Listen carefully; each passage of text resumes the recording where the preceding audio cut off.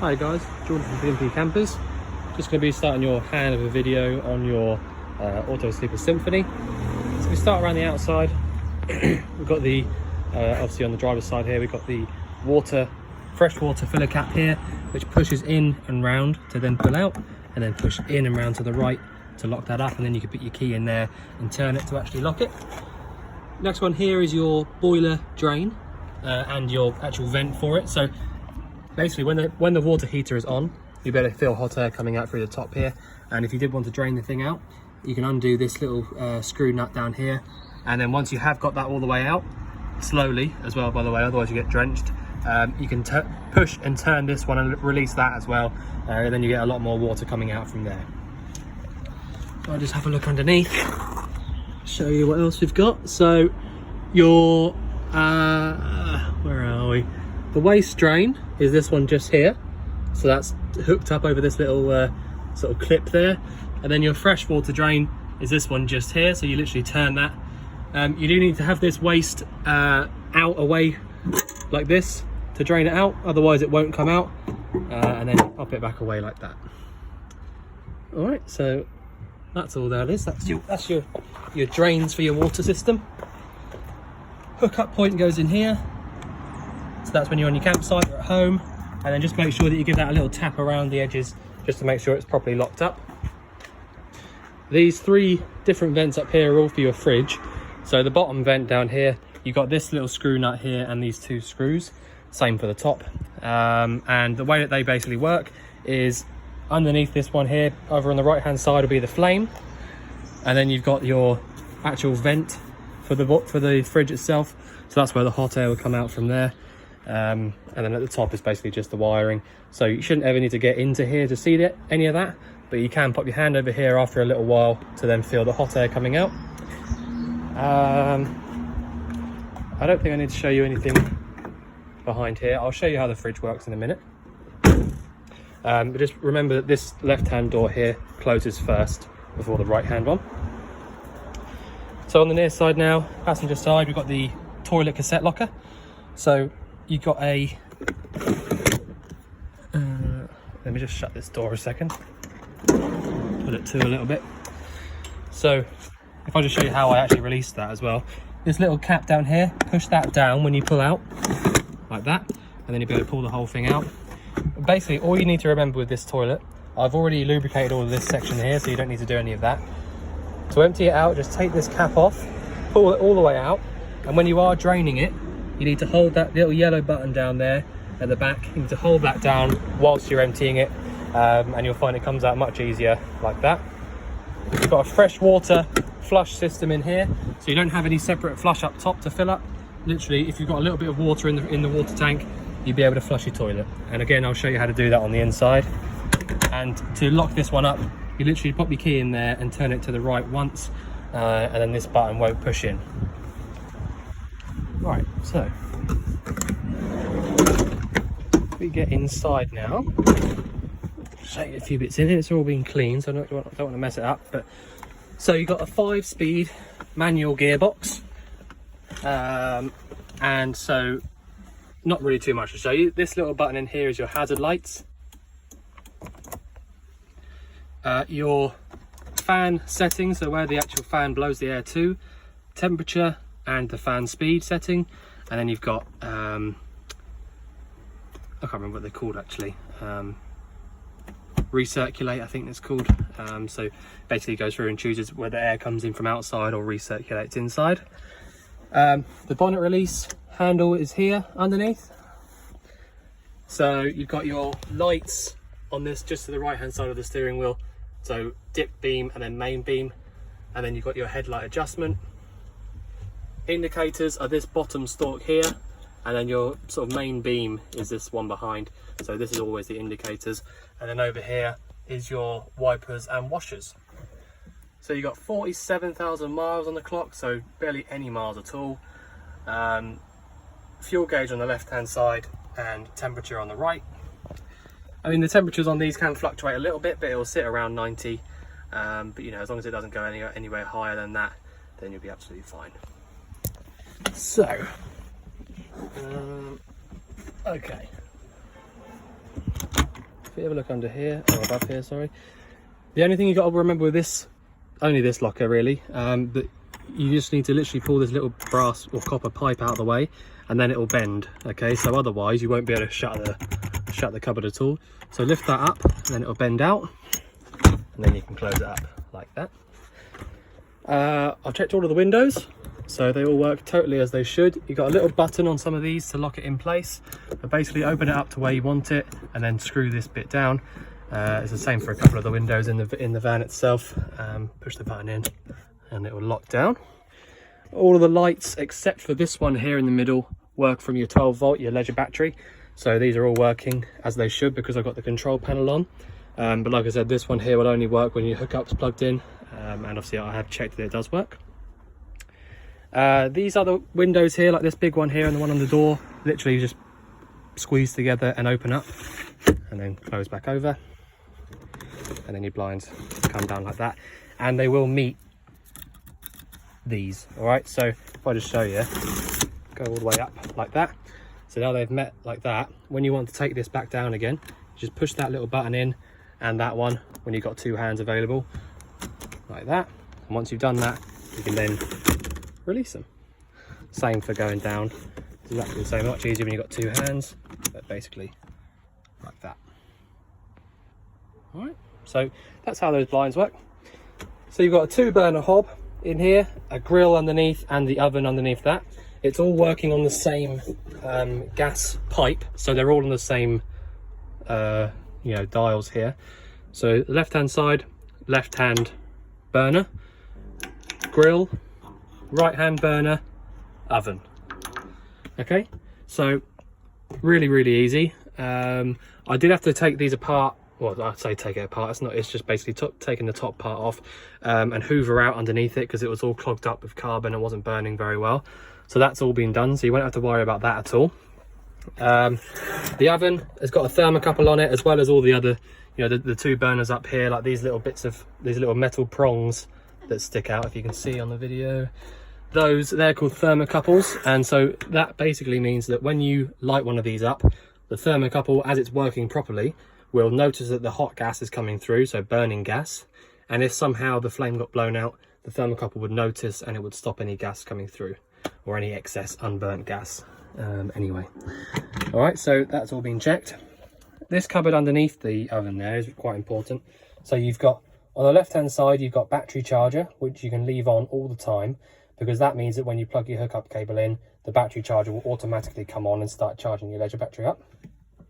But the one to the right of that is also 240 hookup related, but you want to leave that one off until you want to heat your water up via the electric element. So if you leave that on all the time and forget, and then plug your hookup in, and you don't have any water in the thing, then it's gonna, you're gonna sort of start melting things and stuff like that. So make sure you leave that in the off position like it is now until you want to use it.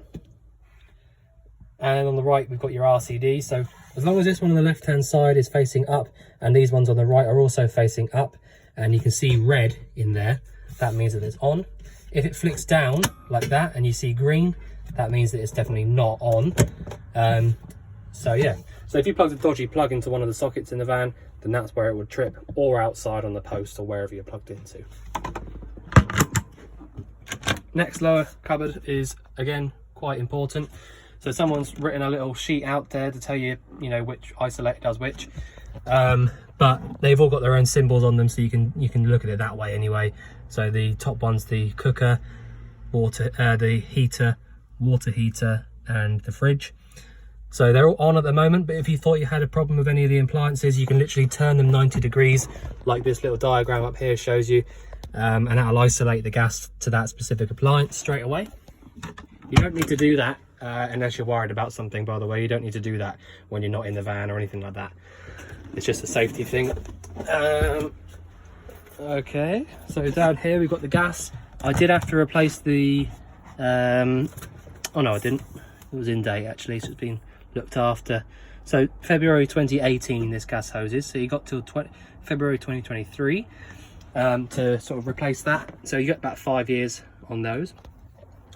I had to chop it back to do your pressure test, so I've seen that the hose is actually okay. It's not perished or anything like that, so that's why I've kept it on there. relatively new regulator on there as well. So you don't need to worry about any of that. So the hose and the regulator are totally fine. When you come to changing the bottle over, literally undo this big nut in here. So you might want to buy yourself a big spanner. Undo the big nut in there, and then literally take this bottle out, put your new one in, and tighten that one back up. Now, it doesn't have to be really tight because it's quite a soft metal, but you know, get to about hand tight and then give it another little turn. All right, so it does need to be reasonably tight, but don't sort of go so far that you think you're going to strip it. So yeah, to turn these on, so you go anti-clockwise round to the left for on, and if you remember to go all the way on until you can't go any further like that, when you come back into this locker to turn it off, if you can't remember which way to go, you'll only be able to go one way anyway. So you know that clockwise round to the right is definitely off. All right, but I'm going to leave it on for the minute because I've got your fridge lit at the moment, and I'll just show you, run you through how that works. So in this main sort of wardrobe here, you've got your TV aerial booster, which works perfectly like that. So that's where your TV aerial points should be. There you go. So they're already attached up there. And then in the cupboard above, you've got this, which is your tilt and turn aerial. So basically, if you push this up and manage to find yourself a decent signal by turning this around and all that kind of stuff, and then plug your TV into this socket here and turn, obviously either plug it into the 12 volt or the 240, then as long as you've got your booster on in here, then basically you're going to find signal pretty quickly. It's already all kind of set up, so you don't actually need to do anything at all for that. So that's nice.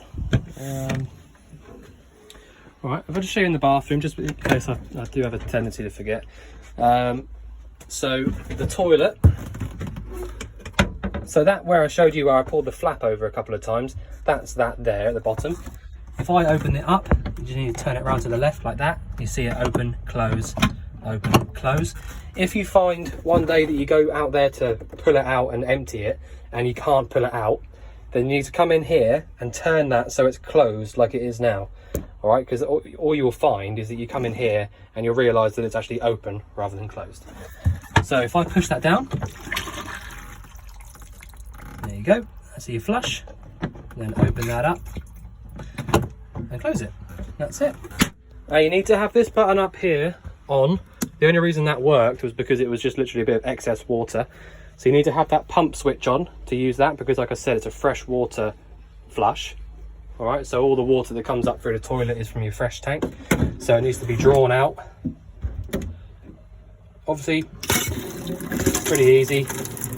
Your sink in there, cold, and your hot. It is a bit lively, but that's nothing wrong with that. Turn that off, pop that out of the way, and then slowly lift that down the back, and that's where your drain is, just down the back, like that.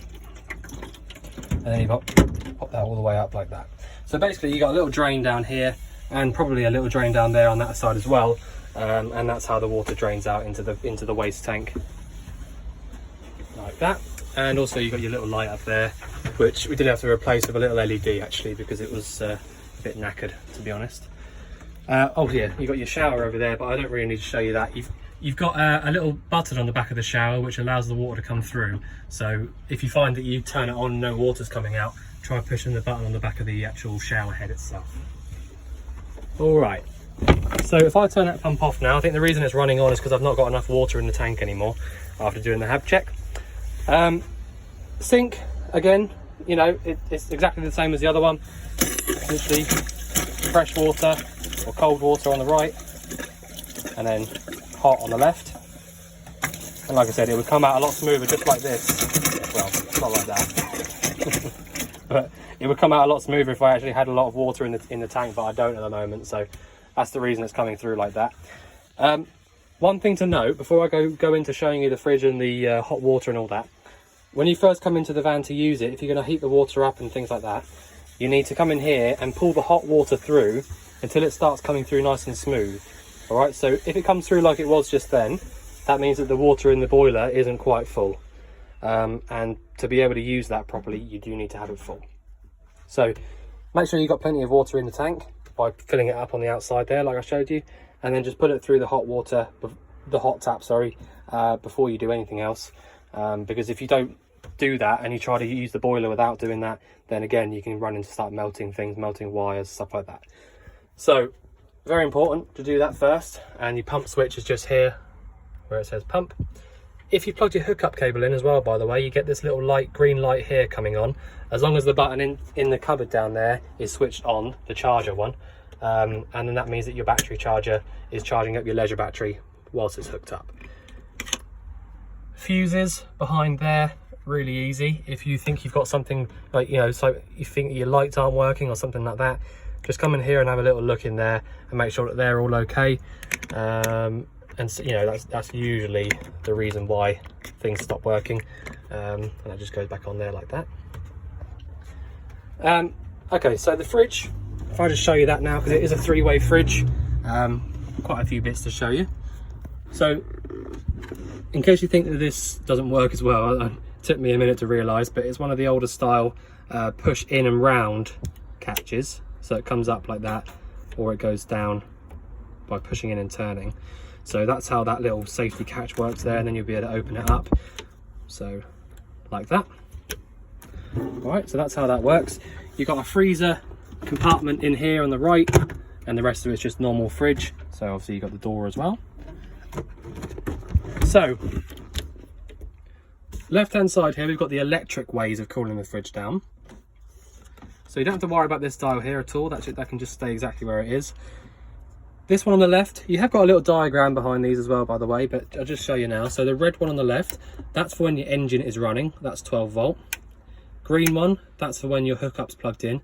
And so the reason why neither of these are lighting up, which they both do, is because we've not got the engine running or the hookup in. So they'll get the fridge cold pretty quickly. But, well, I say that, the 12 volt one here, no fridges can get the fridge cold just via the 12 volt, apart from literally a 12 volt fridge. So what you need to do is either get the fridge cold first on the gas, which is on the right hand side, which I'll show you in a sec, or the electric hookup overnight before you go away, for example, is the best way to do it. And then just use that one for when you're driving. It won't drain the battery out if you leave it on like this when the engine's not running, because at the moment it's not doing anything. So I'd say, you know, if you wanted to, if you know you're always going to be using the fridge, you can leave these two on, because as soon as you start the engine up, this will start, and as soon as you plug a hookup in, that'll start. But you know, it's up to you. But that's how that works. And then the gas, again, it's pretty easy to be fair, but I'll just show you it. So you've got the igniter on the right hand side here. If I just move up a little bit and show you properly. The igniter on the right hand side here, which you see it's in the on position, but it's not working. So that means that the gas is definitely lit, all right? Because these igniters turn themselves off as soon as the gas lights up. So that's one way of knowing that it's definitely lit. Otherwise, you can know that it's lit by putting a hand over the back, the vent that I showed you, or having a look in that little hole down there, and you'll be able to see a little blue flame. All right, it's a bit difficult to see on the camera. There you go. See the blue flame in there? So that's the only real ways of knowing that the gas is lit, by having a look or putting your hand over the back or seeing that this igniter's gone out. So if I just show you, I've got this little flame aiming towards this little button here. Again, you can leave this how it is. The only reason you'd ever need to touch this one is if you are struggling to light it up on a really, really hot day, turn it all the way down to 1, try it again, and then once it's lit, turn it all the way back up again. All right, that's the only reason you should ever need to do that. But if I show you this, I'll turn it off and then watch the igniter. So if I turn it off, all right, so the igniter's carried on now. So that means that the flame isn't lit, and the igniter has realized that, and now it's starting to try and light up again. All right, so at the moment, this little O here is facing this, and it's totally off. And then you want to turn your igniter button off. If you want to turn it on, turn the igniter on and push in and round to the left, and you hear it light up, and that's gone out. And then once you got that going there, let out, and that's lit. And then you can go in there and check, you know, all the other ways that we just did. But yeah, that's how you light the fridge up on gas. Really easy.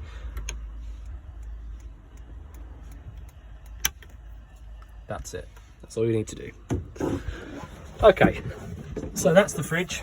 The main sort of on and off button for your control panel is just here. So that's a 12-volt one. And if you want to check your levels, you push on there and that will tell you your freshwater level. So that's saying that you've got no water in the freshwater tank. And then the battery voltage, it doesn't tell you a specific voltage, but it does tell you if the battery's good or not. So green light there means the battery's good. Okay, so the last thing I've got to show you is the boiler. So the boiler on gas, sorry. So if I want to light the boiler up on gas, make sure I've got the gas on in the locker. But literally come here and turn it on, get a little green light at the top, and then in a few seconds you'll hear it light up. And if it doesn't light up, you get this little button, this little light down here on. And if the battery's not strong enough, you've not got enough power in the battery, this light here will come up. But if this little light at the top doesn't go out and it just stays on, and you feel the hot air coming out through the top of the vent outside, then that's definitely lit. And because it's a Cascade Rapid, that means, or Rapide, I don't know how you say it, they do get hot, sorry, really quickly. Okay, so I reckon if you left that 10 minutes, you'd have boiling hot water coming out your taps. All right, so just bear that in mind. You don't need to have that on for a long time. And then to turn it off, that's it. That's all you need to do. And then the last thing is your Propex heater. So that's your gas heating. So on the right hand side, if you push it down to the right, that is literally just a fan only. That's no flame or anything. So then you'll just literally get air pumping out through this bottom vent. But if you want to change it over and get hot air coming out, push to the left. And then basically it will light up and then the flame will, you know, get going. And then pretty quickly, after about a minute, you'll have boiling hot air pumping out through that vent as well. But yeah, that's how that works. The red light doesn't mean it's not working either, because I just heard it light up and it was working perfectly. In fact, pretty much as soon as it lights up, you start getting hot air coming. It says warm already, if I'm honest with you, it's already nearly hot. So they work really well. And when you want to turn that off, you literally just pop it into the middle and that's gone out and stopped. Even the fan stopped. So really good little units. I don't know why they still don't use them, to be honest, personally. Yeah, really nice fan, if I'm honest with you. Really nice. I didn't really have to change much on the hab check. I mean, a couple of lights, a couple of bulbs, a couple of catches, but that's it, you know, nothing major at all. So yeah, all right, so I think I've covered everything I can. Sorry I couldn't show you the water coming through properly, but I don't have enough water in the tank. But otherwise, we look forward to seeing you soon, and if you have any questions about the video, then you can let us know and we'll cover anything you need. Thanks very much.